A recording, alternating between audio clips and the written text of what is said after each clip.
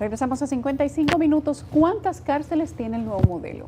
¿Cómo se inició este sistema que prometió, de mano con las Naciones Unidas, darle un giro a la situación de los privados de libertad y ayudar a la sociedad para que todo el que incurría en un delito no necesariamente fuera una vida perdida, sino que las personas pudieran reinsertarse al sistema nuevamente? Para hablar de eso, justamente he invitado a Marino Popoter Toribio, quien ha aceptado gentilmente venir a compartir con nosotros algunas de sus vivencias al frente de la Subcoordinación Nacional de Seguridad en el modelo de gestión penitenciaria. Un hombre que ha tenido muchos años brindando servicios en este sistema que prometía muchas cosas de inicio, que parecería que ahora, después de algunas filtraciones de información, denuncias, inclusive de algunos mismos privados de libertad de este modelo, vendría quizás a estar yéndose un poco más a lo que fue su origen.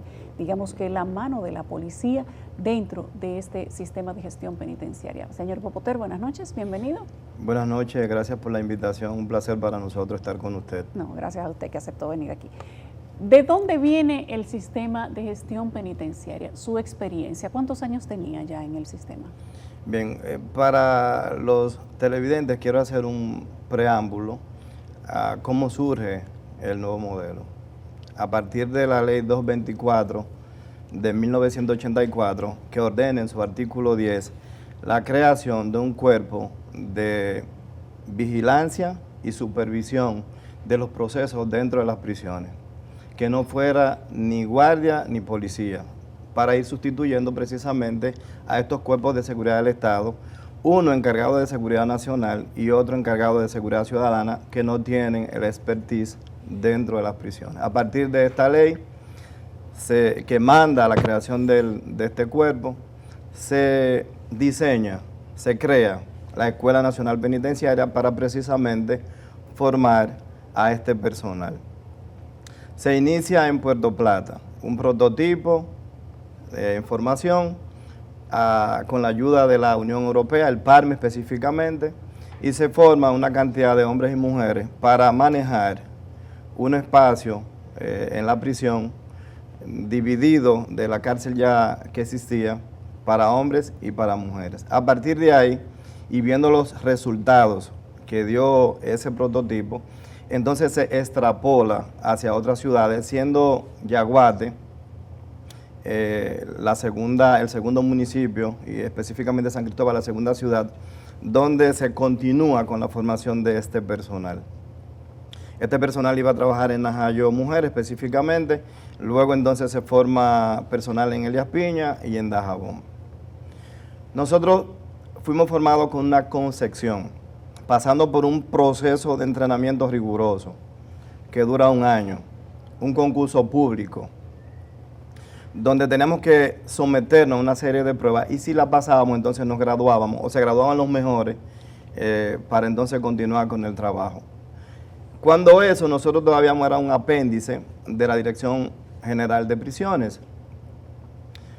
Bajo presupuesto, nos salvábamos porque el PARME siempre estaba ahí, y luego entonces en el año 2008 se crea la Oficina Coordinadora para manejar todos los recintos del nuevo modelo. Ahí entonces nos separamos de prisiones. Ahí inicia ya de manera separada lo que es el nuevo modelo penitenciario. Lo que hemos visto durante este tiempo es que ha habido poca voluntad política para continuar con este proyecto, que para nosotros, que lo hemos vivido en carne propia, significa la única esperanza o una esperanza para cambiar el sistema carcelario imperante en la actualidad. ¿Qué ha pasado con el nuevo modelo? Lo que pudimos ver, que hasta el año 2012, el nuevo modelo funcionó manteniendo su esencia.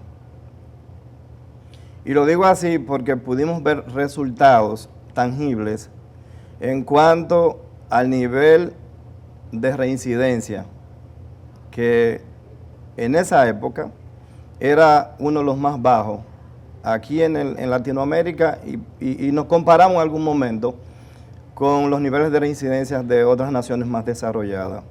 Rondaba en ese momento el 5%. Y por igual, el nivel de autosostenibilidad que el mismo sistema, el mismo nuevo modelo tenía, que rondaba en su momento un 30%. Y me explico en esa parte. Las áreas productivas del nuevo modelo podían sustentar los recintos hasta en un 30%. Las áreas productivas al interno de cada recinto. Lamentablemente, en el año 2012, llega una gestión con visión diferente, yo digo política, es mi concepción, o es nuestra concepción, con visión política, lleva a la Procuraduría cuadros políticos, y entonces lo que era la parte productiva, que eran terapias ocupacionales, que así manda la ley, crear terapias ocupacionales para que el interno cree hábitos de trabajo, aprenda oficio y en vez de salir a delinquir, salga a aplicar esos oficios. Entonces se cambia la concepción, ya se le da una concepción económica. Y pongo por ejemplo que el interno antes de esa fecha solamente pagaba un 10% de partida al nuevo modelo, el otro 90% se distribuía según decía la ley, y cuando llega a esa gestión entonces se cambia totalmente, llegando incluso a un 65 para el modelo y un 35 para el interno. ¿Qué pasó ahí? Esa división es 65% de privados de libertad, ¿o de qué estamos hablando? No, de la parte económica, pagos económicos. ¿A qué usted se refiere con pagos económicos? Bueno, el interno tiene la facultad de trabajar al interno de las prisiones. Ajá. En los talleres, en las áreas productivas. La ley manda determinadas partidas de lo que ellos ganan. De lo que ellos ganan haciendo trabajo honrado en las áreas productivas. De su salario por ajuste, digamos. No, porque la ley explica y manda claramente que el interno debe de ganar una partida igual al salario mínimo que exista en ese momento. Nosotros aplicábamos según lo que establecía la ley. ¿Eso viene de los fondos de la Procuraduría? No, de los fondos producidos por los mismos internos a través de las ventas de los productos que ellos mismos construían y cultivaban o producían. Y le pongo un ejemplo. Por ejemplo, valga la redundancia, en San Francisco de Macorís, nosotros producíamos espinaca, un rubro agrícola, y esas espinacas se le vendían a los hoteles de Bávaro. Eso producía y el interno se motivaba a continuar produciendo y aprendiendo carreras técnicas. Cuando el interno ve eso, que las partidas entonces ya le están afectando, que prácticamente están trabajando por nada, deciden prácticamente sentarse. Cuando eso pasa, en una prisión. ¿Pero a dónde iba entonces ese 65% que cambió? ¿En algún momento cambió? ¿Cómo era la redistribución ahora? Ese 65% iba al nivel central, porque la ley manda a crear áreas productivas para manejarse en los recintos y con los beneficios, ese 10%, ser utilizado en el mismo recinto para sus mejoras. ¿Dejó de utilizarse en el mismo recinto? Sí. Entonces? ¿Y qué es el recinto central? Lo que se hizo fue entonces que se centralizó todo aquí en la capital, y para poder comprar, por poner un ejemplo, un saco de detergente, había entonces que solicitarlo aquí a Santo Domingo, llegando incluso nosotros a tener que limpiar con simple agua, porque no había forma de cómo llegar al recinto. Entonces, cuando el interno ve eso, lo que hace es que se sienta. Cuando el interno se sienta en una prisión, lo que va entonces a proliferar la forma de cómo ganar dinero de otra manera. Métodos ilícitos. Porque usted sabe, y yo sé, que el hombre, como sostén de la casa, va a tratar siempre de cómo producir para mandar algo aún estando preso. Porque los internos, aún estando presos, trataban de seguir solventando sus familias. Desde la prisión, sí. Y lo hacían con los productos que producían. Sí, sí. Internos que productos químicos, detergentes, cloro, desinfectante, dentro de las prisiones lo confeccionaban y podían semanalmente, cuando su esposo o su familia iba, entregarle una partida, un retiro, se le hacía, se le entregaba. Eso cambió y hasta la fecha entiendo que se mantiene igual. El interno no quiere y no puede producir porque realmente esas partidas le afectan. ¿Y cuánto le toca al interno en este momento con ese cambio? Lo que vimos fue que la partida 65-35, 65 para el sistema y 35 para el interno, entonces ganaba más el sistema sin tener que producir. Y es que la ley no manda eso, la ley manda crear terapias ocupacionales, no terapias económicas.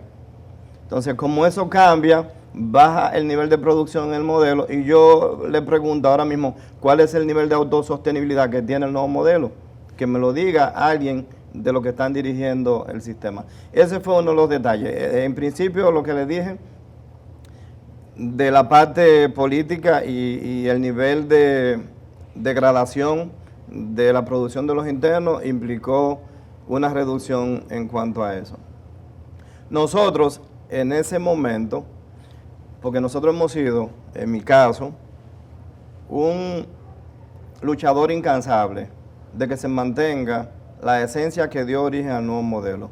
En ese momento nosotros entregamos a nuestros superiores un documento a lo interno, arriesgándonos a que fuéramos cancelados, porque realmente a nosotros nos importa más el modelo que otra cosa, porque ahí se han perdido vidas, se ha derramado sangre, tratando de mantener esa institución.